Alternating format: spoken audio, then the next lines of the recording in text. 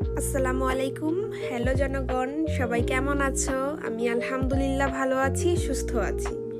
আমার নিউ ব্লগে তোমাদের সবাইকে ওয়েলকাম। নাস্তা খাওয়া দিয়ে ভিডিওটা শুরু করা যাক।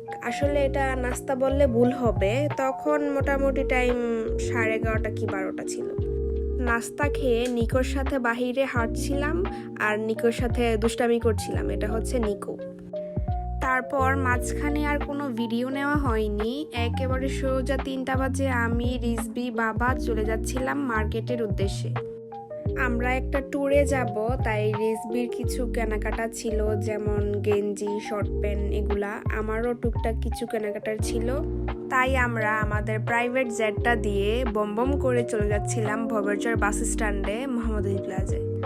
প্রথমেই চলে গেলাম ছোট ভাই হিমেলের দোকানে। ওইখানে রিজবি 2টা শর্ট প্যান্ট দেখছে আর ড্রপ শোল্ডার দেখছে, কিন্তু ড্রপ শোল্ডার লাগেনি, তাই শর্ট প্যান্টে নিয়ে নিলাম। হিমেল এমন দাম চাইছে যে 2টা শর্ট প্যান্ট না কিনে একটা কিনে দৌড়ে অন্য দোকানে চলে গিয়েছি। ওইখান থেকেই বাদবাকি শপিংগুলা কিনে ফেলেছি। মিরর দেখলেই আমার ছবি বা ভিডিও নিতে হবে, তো এই তো ঢংঢাং করছি। আমার ভিডিওতে ঢংঢাং থাকবি।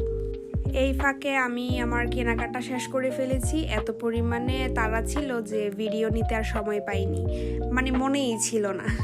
শপিং শেষ করে তারপর বাসায় চলে আসলাম। বাসায় এসে আমার খালাতো ভাই মাহিম বলছিল যে ও একটু ভবেরচর যাবে মামার বাসায়। ও মামার বাসায় জামা কাপড় রেখে এসেছে, তো আনতে যেতে হবে।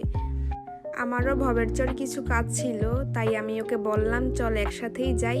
তো এই যে আমরা ঢ্যাং করতে করতে 20 মিনিটের জায়গায় 40 মিনিট লাগাই দিছি। দেখতেই পাচ্ছেন 40 মিনিট লাগারও কিছু কারণ আছে, কারণ আমরা ঢং করতে করতে যাচ্ছিলাম। এখান দিয়ে হাঁটতে আমার ভালোই লাগে, অনেক গাছপালা আছে পরীক্ষার পাড়ের এই রাস্তাটাতে। তো এখানে আমরা হাঁটতে হাঁটতেই গেলাম, ঢংও হয়ে গেল, হাঁটাও হলো, বাজারে কাজও হলো, আর আমাদের ভিডিও হলো। এখানে আবার পুকুর দেখে আমি মাহিমকে বলছিলাম যে আমাকে এখানে একটা ভিডিও করে দে।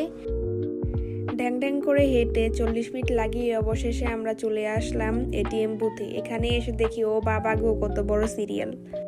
এখানে 20 মিনিট বসে থেকে আমার কাজটা শেষ করে তারপর চলে গেলাম ফার্মেসিতে। এখানে আমার কিছু কাজ ছিল একটা ছোট ভাইয়ের কাছে। ফাইনালি সব কাজ শেষ করে এখন বাসায় যাচ্ছি। বাসায় যেতে যেতে রাত হয়ে গিয়েছিল। বাসায় এসে দেখি আমার বাচ্চাটা ঘুমাচ্ছে, তো ওকে আর ডিস্টার্ব করলাম না। আজকে ব্লগ এখানেই, টাটা।